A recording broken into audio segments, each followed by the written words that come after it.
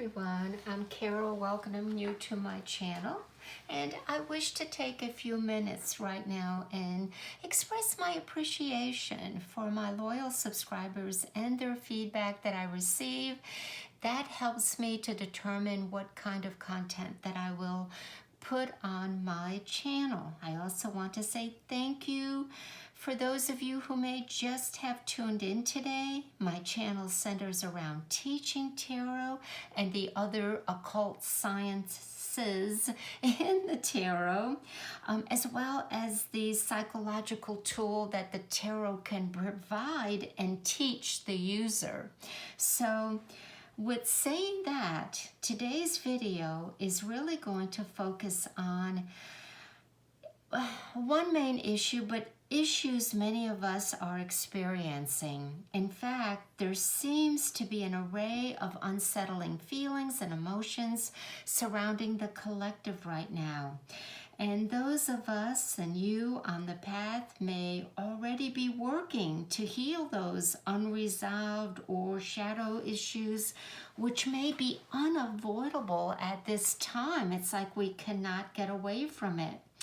I feel like the year 2022, the theme centers around love, family, partnerships, relationships, and the emphasis is trying to find balance and harmony in those things I just mentioned.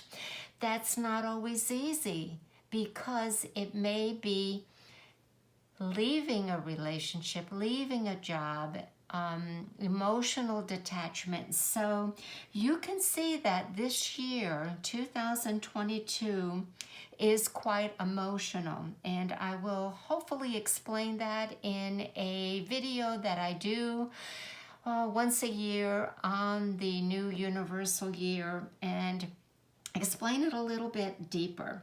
So I'm looking at 2022 in a positive sense and using it as an opportunity for healing. In fact, that's what the energy is always about, how we can use it to our best benefit.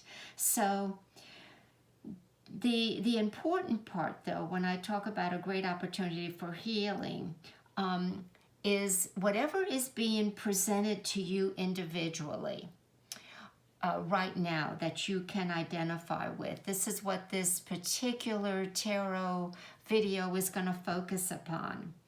Now, what is also key is if you have strength, fortitude, and self-confidence to address those continuous issues, continuous fears. I'm hearing about people experiencing sleeplessness, fits of anxiety, depression, uncertainty for the future. And we have to be strong, courageous to address those. It's not easy work. Self-realization is not easy work. Clearing the past out is not easy work. So let's go forward and see what we can do here. And the first thing is, of course, identifying with it and getting rid of any negative program many of us experience growing up and growing with. And I say growing with because who hasn't been in a partnership or in an intimate or a family relationship where either the growth was stifled, one partner was growing, the other one wasn't. There was a defensiveness, there was a fear as the one partner was expanding in consciousness or making some changes or healing. It's sometimes we have to find a new family and sometimes we have to find new partners. So I say growing up and growing with because as we experience life and go through relationships and partnerships, we realize that not everyone is on the same level, and we come to a place where we ask ourselves, is this serving me, or am I serving the person that I'm with, or my family, or the situation, even in the workplace that we find ourselves in? So that's why I kind of chuckled. So the other thing is kind of checking in to see if we are our own worst critic, with expectations that even Superman or Superwoman would, couldn't live up to. Then there's that reverse where we have this feeling of giving up or giving away our power. And that usually occurs time and time again when we seem to live our lives with the same results, that the pattern and the choices we make seem to end up unloving or disappointing or confusing or unhealthy, and we get to that place of what's the use, and we seem to give up. And then of course there are those who are insecure and feel a need to please and validate others more than they do themselves, and sometimes that stems from a fear of not being liked or a fear of not being good enough. So they tend to be more people pleasers and yes people. So if we can identify with any of that, that's great. And the reason I say that is because often the shadow, the disowned parts of our psyche bring up emotions, feelings, and we act and react to them, and then we sit back and say, I don't know where that came from, or I don't know why I said that, or I don't know why I reacted that way, or I took those steps in that direction. That is the unconscious, that's the shadow coming up, and we weren't aware of it, and we don't know how to attempt to identify it so that we can nip it at the bud and not act and react in a way that is self-defeating. So, with all that said, what is this video going to be about? Well, it's going to be a video, and it's also going to be a worksheet. And it's more of an exercise, and I focused on something that is very important, and that is the feeling of deserving. And the reason I did that is because our sense of deserving affects the quality of our relationships, all relationships, every one of them, especially the one that we have with ourselves. And it also shows up in the emotionally and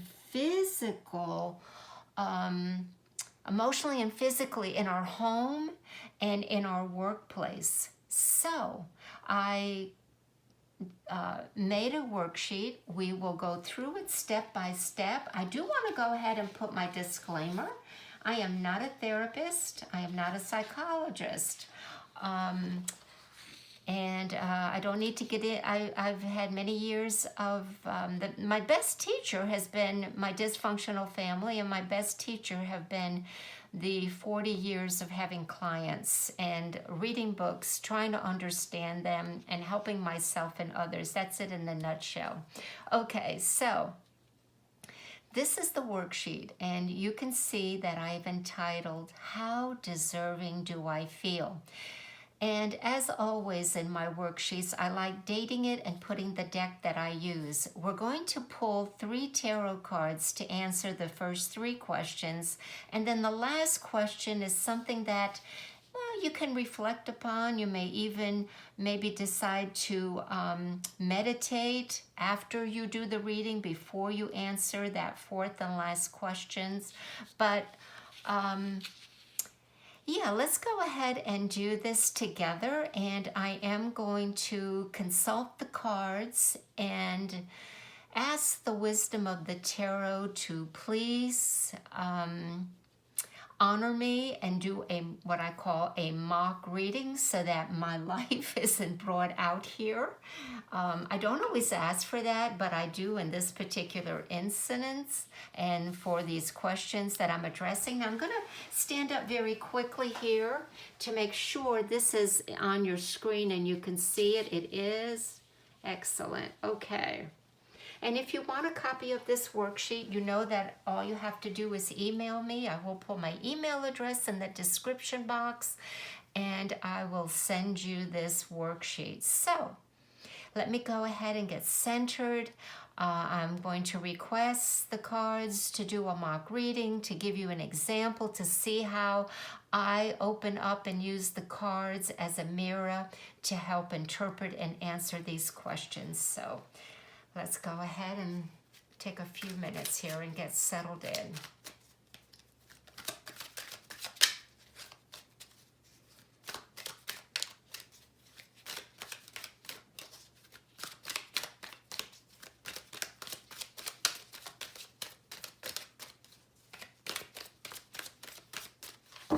They feel good.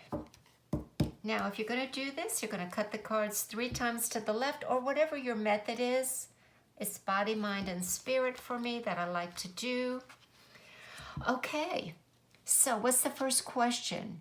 What stops me? And that could be a thought, a belief, or a programming from feeling deserving. Let's address that first. Now, you see that I have U and R. Since I do reverse meanings, I will check it if it's upright or reverse when I go back in my tarot journal and remember why I interpreted the card maybe differently than if it wasn't upright. Now, the other thing you're seeing here that I need to explain is I have a column of accept and resistance. Since we're doing some psychological work, the first initial gut reaction that you incur when you turn over and see the card, if you accept it and you say, yep, that's truth, then put an X. If there's a resistance where you're uncomfortable, it may be that you're not ready to address it. You're still maybe in a state of denial, but for some reason you're resisting it. You're not ready to own it. I think that's very important when we do this exercise to distinguish that initial gut reaction. So let me reiterate what stops me, whether it's my thoughts, my beliefs, or my programming, from feeling deserving. And the card is the 6 of Cups. Immediately, I would say that that has to do with my childhood. So what's stopping me is something from my childhood, a memory. It could also be the thoughts of the a relationship that I had with a sibling or a friend. We could go there. It could also be a programming of where it wasn't safe, the location of my childhood. And it definitely is emotional. We're dealing here with 6 cups. But the good news is that the tarot is telling me that I am at a pristine, very important time to deal with this, address this, and heal it for 2 reasons. It's immediately being presented to me. It also resonates with the universal year that we are in, which is a number 6, which has to do with relationships, love, and healing. So it's upright. I would put it an X here. I accept it. And then I would write a little bit of information and go deeper into, maybe take a couple deep breaths, close my eyes, put myself back in that setting and see what comes to mind, what thoughts, what feelings come to mind. Okay, now the second question I put two ways because the tarot may focus more on where or why for this question, and it is where or why is self-acceptance or self-love difficult for me to experience? And the card is the Emperor. And do I identify with that or resist it? I accept it because for the person that this is for, it has to do with an authority figure that may have told me I wasn't lovable, I wasn't good enough, or some male, I'm female, the Emperor indicates a male gender that wouldn't accept me, wouldn't hire me, wouldn't help me professionally, all of those. So you can see how you could really focus in and tap into the unconscious by the archetypal symbols that the tarot is allowing us to be in right now in this exercise. And I'm just hitting very lightly so that this video isn't too long of how we could really open up doors and get into some deep stuff here.